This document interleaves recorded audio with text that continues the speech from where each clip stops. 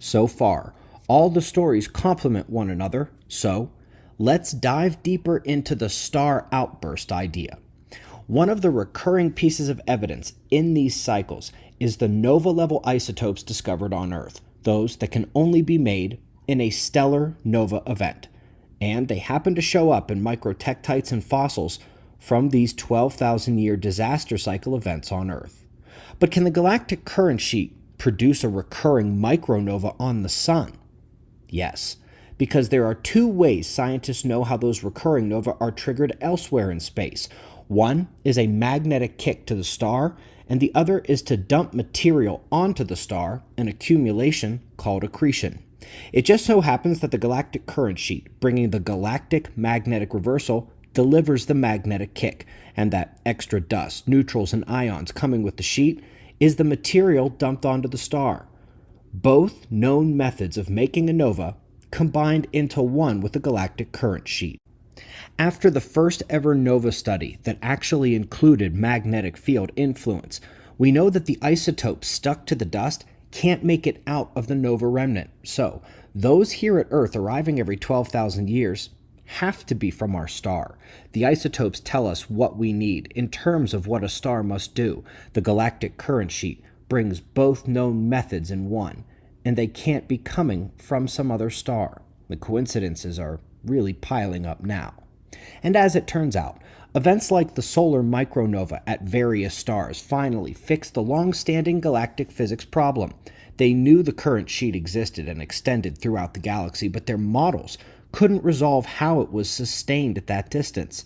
Well, it just so happens, if you inject nova energy directly into the magnetic system of the galaxy at the current sheet, it gives it the juice to persist and sustain. So, the current sheet triggering stellar outbursts actually fixes galactic physics. Last year, after many years of swearing up and down it wasn't possible, that it wasn't a thing, astronomers have finally admitted that micronova exist. These events recurring at the Sun are not only the only explanation for the Earth isotope evidence, they not only can be triggered two ways by the galactic current sheet, but they are also actually needed to explain our real universe observations of the galaxy. Same story, different fields of science. So let's come back to Earth. Every catastrophist throughout history included the Earth tilting, turning over, and creating massive tsunamis as the oceans slosh around. Einstein and several others agreed that it would be the unlocking of the crust from the mantle that would cause the shift, but they couldn't figure out how. How do you unlock the crust? With modern evidence, we now know that the crust is locked with a thermoelectric equilibrium, and scientists already know the sun's impacts induce electric current into the mantle, right through that crust-mantle boundary. The solar micronova surges enough of that current to disrupt the thermal and electrical aspects of that thermoelectric equilibrium, unlocking the crust. So, the micronova is also needed to finally finish the stories of the catastrophist claims that the Earth tilts, turns, and triggers massive tsunamis. Interestingly, several scientists in Einstein's time also did the math on what would happen if they could unlock the crust. The ice weight at the polar region would want to spin at the equator, the point of greatest centrifugal force, and the greatest bulk of ice happens to want to tilt Earth such that Greenland would end up at the equator, and so would the portion of Antarctica that is south of Australia. This would put the Bay of Bengal in the Indian Ocean and Peru at the north and south poles, which is exactly what was predicted long ago by several other catastrophists who didn't have that ice math from Einstein's time, which is absolutely amazing. But it's not just a two-way coincidence there.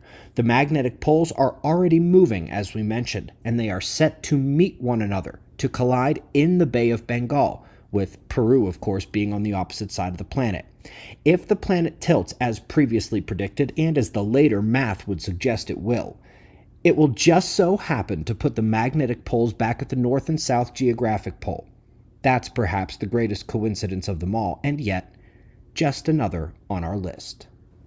The story grows even more interesting when we realize that religious texts and mythological stories say exactly this will happen, from the earth swaying to and fro like a drunkard, to the black sun and days of darkness, which would be caused by the material accumulating on the sun before the micronova, to the great waves and floods and fire and volcanoes and the loss of species. Now, how in the world do those old stories now match the science? Not only the science, but the humanity as well. The culture of us humans today makes the entire world seem like one giant Sodom and Gomorrah. The rise of satanic degeneracy, the loss of traditional moral values. It is exactly as was written. So they predict what modern science predicts, and even down to how humans will behave. Honestly, how many of these coincidences are we supposed to ignore? Well, let's add on another one. It seems the governments and elites are preparing for exactly this. They are acting recklessly because they know there will be no reckoning. They are spending like there's no tomorrow because on a realistic timeline, there isn't one. Governments are digging underground, and elites like Elon Musk and Jeff Bezos are expanding their options. Bezos is digging out a mountain in the Sierra Diablos right across the street from his Blue Origin launch facility. And Elon Musk has SpaceX and the Boring Company. Celebrities and billionaires are buying doomsday bunkers at a surprising rate. Even Andrew and Tristan Tate are building one in Romania. Folks, most of science is one vector, one line of evidence, and then best estimations or guesses about what it means. This is not most science. It is the same story told by Earth's history, paleoclimatology, paleomagnetism, fossils, sediment, solar system physics, astrophysics, galactic physics, modern observations, math, religion, culture, and the movement of the elites matches up. Don't listen to what they say. Just watch what they do. Speaking of math, current rate of change suggests we have only 10 to 20 years left. So will you acknowledge the mountains of evidence singing the same song? Or will you let the world distract you? Will you let disbelief dissuade you? Your future and your children's future depends on your answer.